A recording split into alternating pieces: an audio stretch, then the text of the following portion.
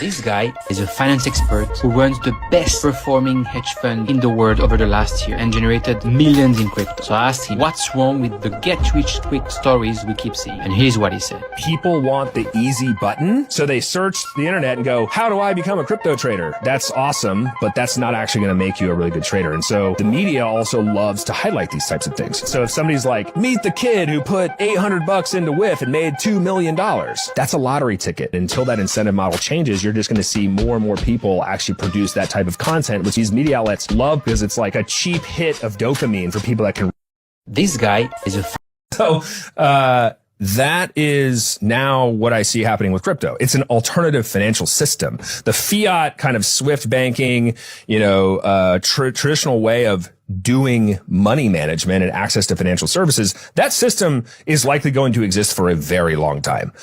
But now there's an alternative system that people can opt into. They can still actually operate in the old system too, but they can operate in this new system. And so, as you get back to the point of like Aave or pick a lending protocol or pick a DeFi protocol, I'm not picking on Aave specifically. The point is, it's not what the protocol is and, well, how do we get new users? And they should just know that this is better and this and that. It's like we're building an alternative financial system. And so how do you get people to opt into that in a meaningful way? Well, in most cases, and when I worked at this design agency years ago called Frog Design, one of the things that I learned from a lot of the user experience researchers there was in order for people to make a fundamental change in how they do anything, it needs to be a 10x improvement. There is not a 10x improvement currently. What it do, everyday people, man? It's your boy PJ. Now today we have John McCann. He's the founder and CEO and CIO of Asymmetric 2023's top performing hedge fund globally. Ballin'. Why is this man on our screen?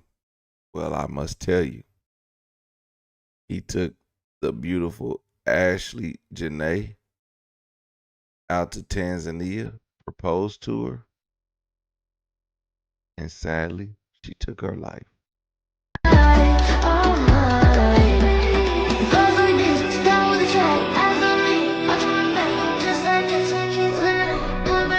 Just keep watching.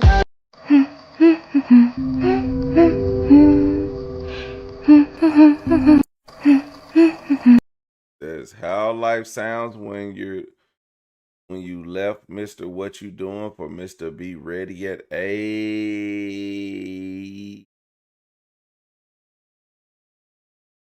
for your faithful night. This beautiful, impeccable, stunning woman right here is Ashley Jana.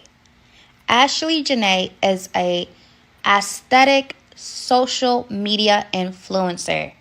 She posts lots of pictures of herself traveling, of herself living a beautiful, glamorous life any woman would want to live.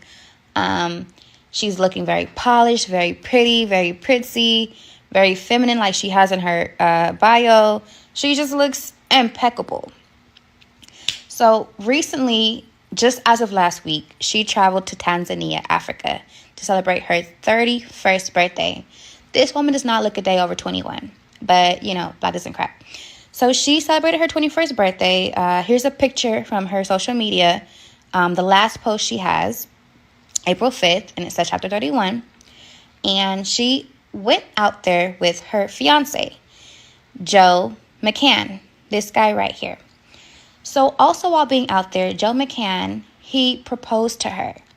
So can you imagine that? You're in a beautiful country around beautiful animals, beautiful scenery, and then you also get proposed to. Like, you're going to be stoked, you're going to be happy, you're going to feel like the most amazing woman in the world.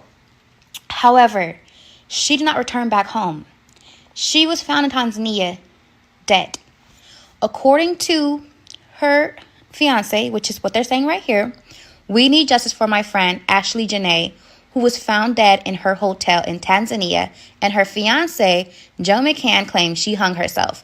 Anyone who knows Ash knows she would never commit suicide. We need answers now. So according to him, he's saying she hung herself. But her friends and family knows that she would not do that. So this is him, and this is his page that I'm going down. Tell me, what do you see on his page that makes you kind of like, tell me what you see. So I'll give you some time to think about that. But this is something that's starting to get common when it comes to black women with white men and them dying under mysterious circumstances. What's really going on? Why would she take her own life? She's a lifestyle influencer. She seems to be doing pretty well for herself. She just celebrated her 31st birthday, just got engaged to this man, John. So what was she dealing with? Could she have been? Possibly. Who knows? What we do know is that the family says that everything seems suspicious surrounding her death. Either way, she was found hanging in her hotel room, and John, who happens to be her fiance, says that she took her own life.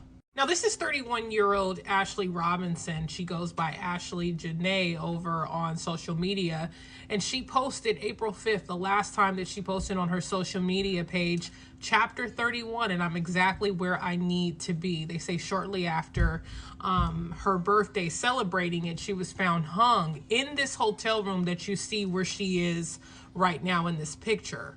No, I'm sorry, I said John earlier, but his name is Joe McCann. And he is a CEO and founder of Asymmetric Finance. Now, she just had got engaged to him, and it's also being alleged that he just got divorced to somebody in 2024. That's all alleged. Now, Joe McCain, I said John earlier, I apologize about that. Now, Joe is the founder, CEO, CIO, and solo managing GP of Asymmetric. Joe has over 25 years of experience working on Wall Street and in Silicon Valley. Previously, Joe was a senior director at Microsoft, head of quantitative trading at Passport Capital, and the co-founder CEO of NodeSource, a venture-backed open source startup that exited in 2019. Now, this is who she was with on vacation. Now, a lot of people believe that there's some foul play involved, that he possibly could have done something to this beautiful young lady, because her family says that she was so happy and she was so excited for what was to come in her life and everything that she had accomplished that she would never commit a suicide. Now, as of yet, Joe has not been arrested, and there hasn't been anything from authorities to say that there's any foul play involved. They are investigating it. The family says that they believe that it is suspicious.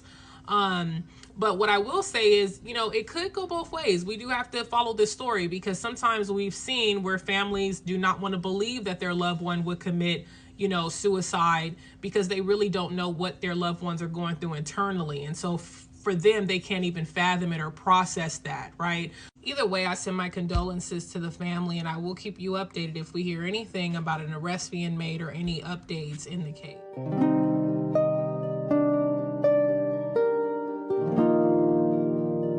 This is Tommy Sotomayor.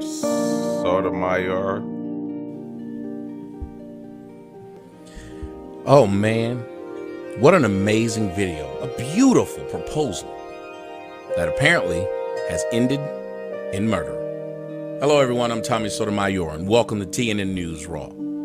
This story is one that I've been investigating for a while. At first, I thought it was fake, but now seems like we've kind of confirmed it. Some stories have come out about a social media influencer by the name of Ashley Jana. She just had her 31st birthday, and on her 31st birthday, her white boyfriend by the name of John McCann proposed to her in front of the world in what you see as a beautiful, and I mean very beautiful, proposal in front of a white tiger. Well, that white tiger seemed to have went tiger. The 31-year-old influencer was found in a Tanzania hotel, strangled to death, and her lifeless body hanging. Her boyfriend, fiance, the white man, Mr. John McCann, continued to post on his social media as if nothing happened. That same social media where he did not post her, but on her social media, all you saw was her posting about him. This is a sad story.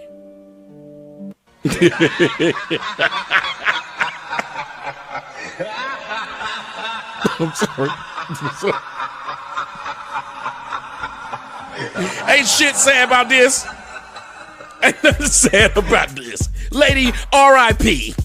Rest in preference. This is what you was telling people. This what you were telling all them black women. You were telling them how great the white man was and how the white man could do you no wrong. Well, lady, that's what you got.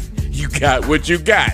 Why is it that all those black women who love white men and those swirlers who keep telling other black women to go get a white man because they got a white man never tells you what happened in the end? Like the black woman who used to be on the talk, who's now paying child support. Like Halle Berry, who paying child support to 2 men and one paying alimony to him. Like the woman who created Scandal. That woman just got somebody divorced her. Oh, and the woman who's in that show, Abbott Elementary, the one that everybody loved, her white man just left her and took money from her. Why don't we talk about the white men that keep taking these black women and putting them through the wall? Put they weave and all through the wall. Put they weave and all through the wall. He put the woman in the wall. What about the other man that decapitated the woman, cut her arms off, put her all over the city? We don't never talk about the fact that there's a man by the name of Fred Tokars back here in Atlanta who wife wouldn't divorce him when he wanted to, so he her face right on off, looked like Daffy Duck when they blow his beak off. We ain't gonna say nothing about that. We ain't gonna say nothing about none of these white men that's got black women out here just lost. All right, that was a bit much. Missing.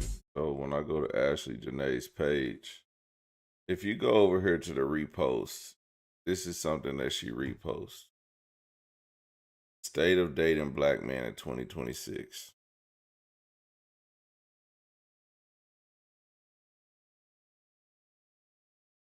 And it is a short story.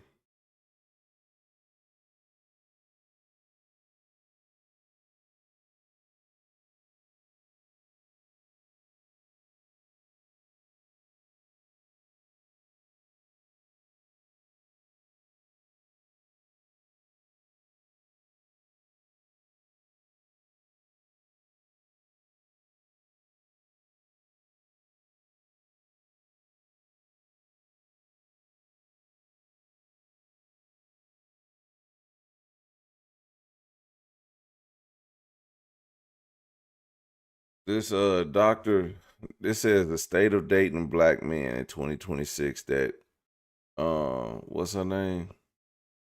Ashley Jana reposted. And Dr. Boyce says, this post sounds like you're quick to explain what's wrong with men, but haven't figured out what's wrong with yourself. That's a significant issue. And someone says, Ashley Jana, rest in preference. So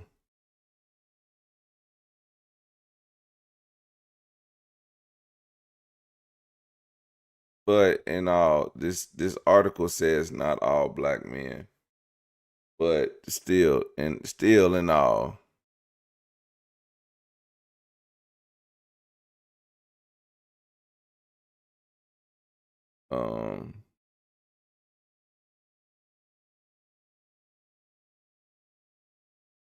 it was some of her Twitter posts that also got her it was some of her Twitter posts that also got her, you know, people was really fussing at her about the Twitter post.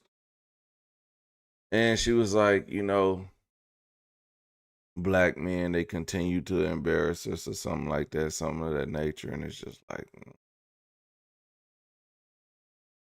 so I don't, you know, I don't care, man. If you like white men, go for it.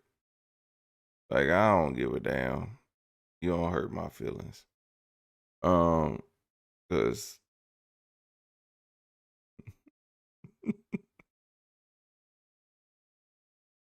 I'm a man looking ass. White men are out here embarrassing white women too. Exactly. A minute with me, that's what I'm saying. So I don't know. I don't get it. I mean, if y'all thinking that men ain't gonna be men whenever men want to be men, well, Ashley Janae found out. Or if she didn't find out, because this is all alleged, we don't know, guilty until proven innocent. I'ma just say I rather just be like, I would hope that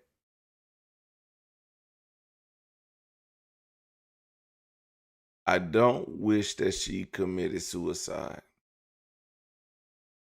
but to think that it could be someone, even if it was my own daughter that was married by a person that she loved, I would be devastated. But I would still be devastated if she took her own life, because death is inevitable. But I think it's how you die is the most traumatizing. And I don't think either one of those situations makes it easy if you lose a daughter. So that's all I'm gonna say is like, look, man, when you put out negativity on the internet, like everything that I post, I wanna let y'all know I make a lot of crazy posts on the internet. But that is why I put the disclaimer at the beginning of my channel. That's not my real life. I live a simple, humble life.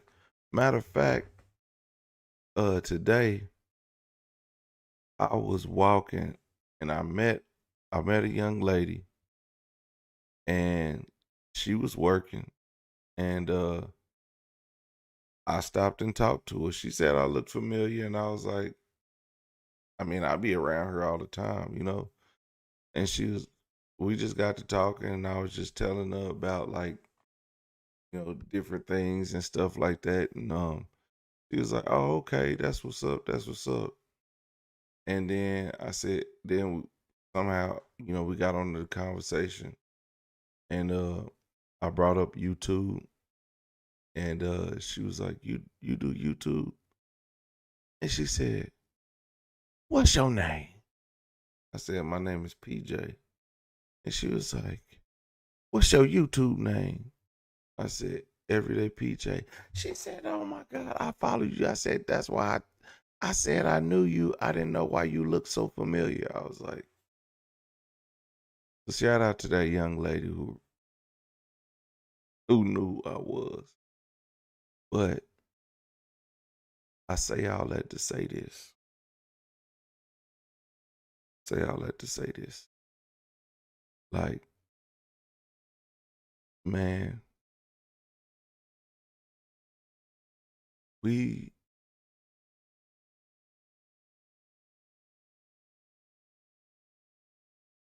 we be taking for granted the small things. And everything on my social media is not my real life. Me in real life, I'm a nice person. When I went and talked to that lady, it wasn't about it wasn't it wasn't about anything that had to do with anything but helping a person out or being a talkative person that I am. Just being friendly, because I'm really a real person in real life. And that's what matters. And when people who don't know you, they come to the internet, they gonna look up everything you do, and they gonna bash you for everything you do on the internet. So just be humble in real life. Be humble in real life. Show grace in real life. And it's gonna show in real life. And that's why I do it. When I talk to people, they know me in real life. And people who see me outside of YouTube, they be like, damn. Man, you know what? It's funny because people be like, uh, shout out to my supporter who reached out to me and said they appreciate that I respond to comments. I say, yeah, I can't get to all of them, but I try to respond to, especially my everyday people who I know. I try to respond to y'all, It's just too many. But the thing is, yeah, acknowledge your people.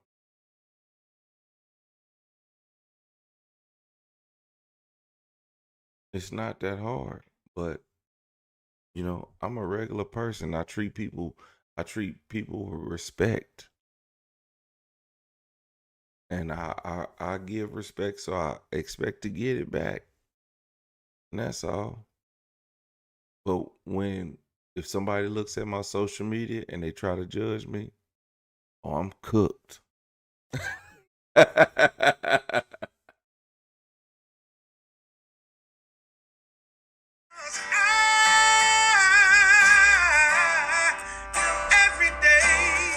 people. Day and night. For some women, it can start working in as fast as 1 week.